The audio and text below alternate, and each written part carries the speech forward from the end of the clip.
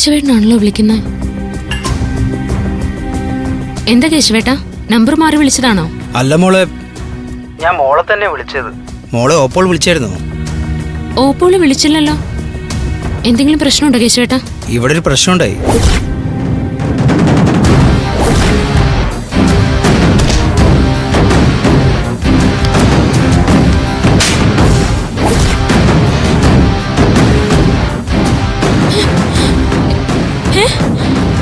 മന്ത്രിയുടെ മകൻ രുദ്രൻ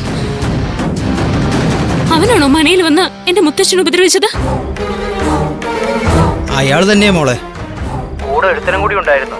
തിരുമേനിയെ അവർ അപമാനിച്ചു. തിരുമേനി അപമാനിതനായി.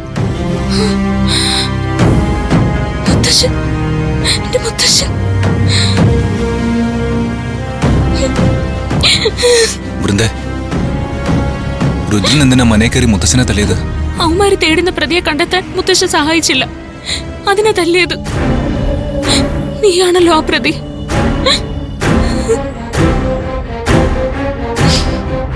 പ്രായമായ ആ മനുഷ്യനെ അവന്മാര് വീട്ടിൽ കയറി തല്ലിയത് വലിയ കഷ്ടമായി പോയി. ഇത് ക്ഷമിക്കാനാവില്ല.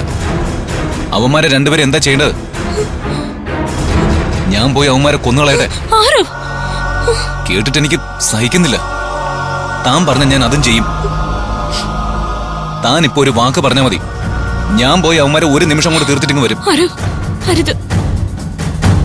ഒരു കൊലക്കുറ്റത്തിൽ നിന്ന് രക്ഷപ്പെടാൻ നടക്കുന്ന നീ വീണ്ടും അതേ കുറ്റം ചെയ്താ നിന്റെ ജീവിതം എന്താവും?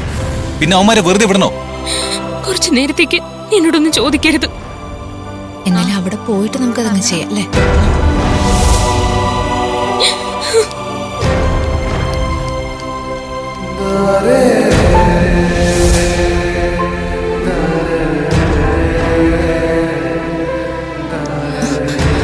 എന്താടി, എന്തിനാ നീ കരയുന്നേ?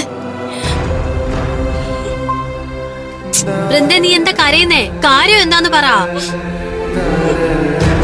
അവക്ക് പറയാൻ കഴിയില്ല, ഞാൻ പറയാം.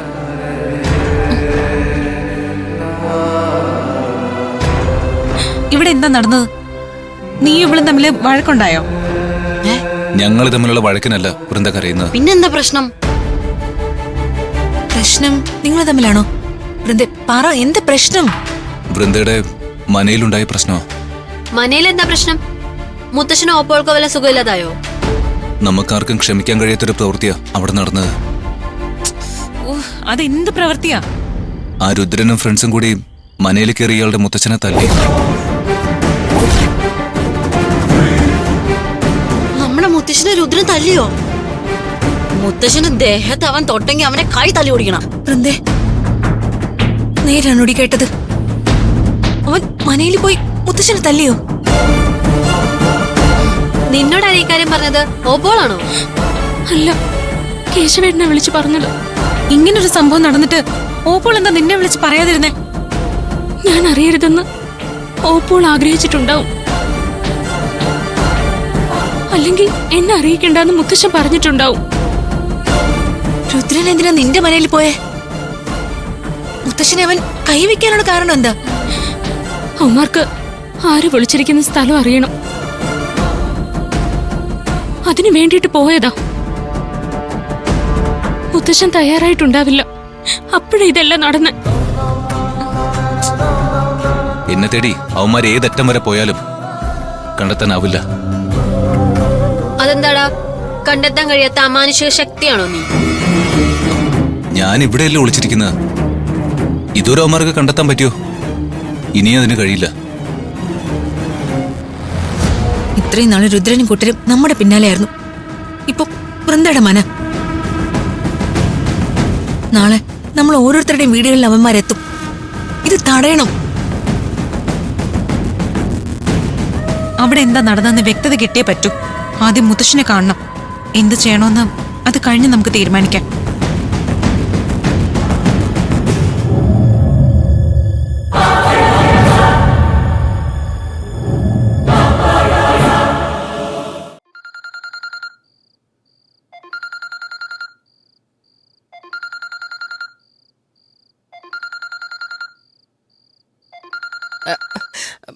വൃന്ദ ഇന്ന് വീഡിയോ കോളിലാണല്ലോ.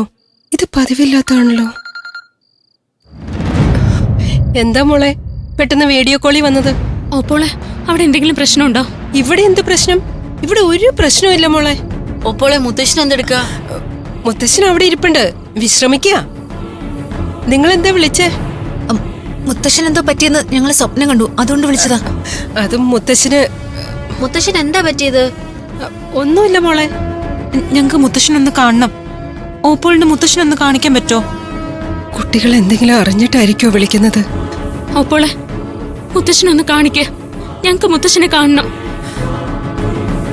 ഒപ്പോളെ ഞങ്ങക്ക് മുത്തശ്ശനോട് സംസാരിക്കണം. എന്താ ഇപ്പൊ ചെയ്യാ? ആരാ ശ്രീദേവി? വൃന്ദയും കൂട്ടുകാരുമാണോ?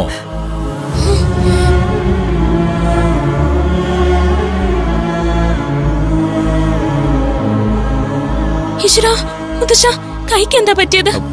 ഹേയ്, മുത്തശ്ശന്റെ കൈ എങ്ങനെയാ വയ്യാണ്ടായേ? അവിടെ എന്താ നടന്നത്? അവിടെ എന്തെങ്കിലും പ്രശ്നം ഉണ്ടായോ? ഇവിടെ എന്ത് പ്രശ്നം? ഇവിടെ ഒരു പ്രശ്നവും ഇല്ല. പിന്നെങ്ങനെയാ മുത്തശ്ശന്റെ കൈ ഒടിഞ്ഞേ? അത് ഞാനൊന്ന് വീണതാ മോളെ. കുഴപ്പമില്ല, ഒരാഴ്ച റെസ്റ്റ് എടുത്താ മതി. മുത്തശ്ശൻ എന്താ സംഭവിച്ചെന്ന് ഞങ്ങൾക്കറിയാം. ഞങ്ങൾ വിഷമിക്കുമെന്ന് കരുതി മുത്തശ്ശൻ പറയാതിരിക്കണ്ട. മിനിസ്റ്ററുടെ മകൻ രുദ്രൻ വീട്ടിൽ കയറി മുത്തശ്ശനെ ആക്രമിച്ചതല്ലേ? രുദ്രന്റെ അതിക്രമല്ലേ മനെ നടന്നത്? ഞങ്ങളെല്ലാം അറിഞ്ഞു മുത്തശ്ശ. അക്കാര്യം ഓർത്ത് നിങ്ങൾ ആരും ടെൻഷൻ അടിക്കണ്ട.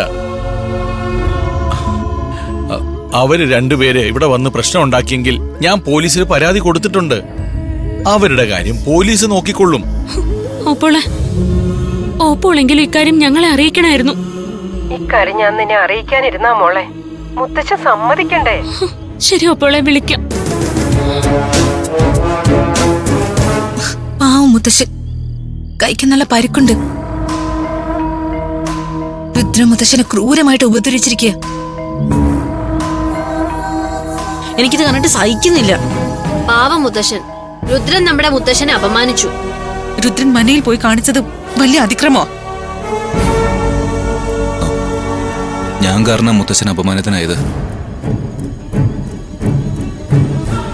എന്നെ കിട്ടാനാണല്ലോ അമ്മരവിടെ പോയത്. ഇങ്ങനെ പോയാൽ നിങ്ങൾ ഓരോരുത്തരുടെ വീട്ടിലും അമ്മര് പ്രശ്നങ്ങളുണ്ടാക്കും. ഞാനിവിടുന്ന് പോയാൽ ഈ പ്രശ്നം തീരുവോ? നീ പോയാലും ഈ പ്രശ്നം അവസാനിക്കൊന്നുമില്ല. മുത്തശ്ശൻ പോലീസിൽ പരാതി കൊടുത്തിരിക്കുകയല്ലേ. പോലീസ് അവന്മാരെ പൊക്കോ നോക്കട്ടെ.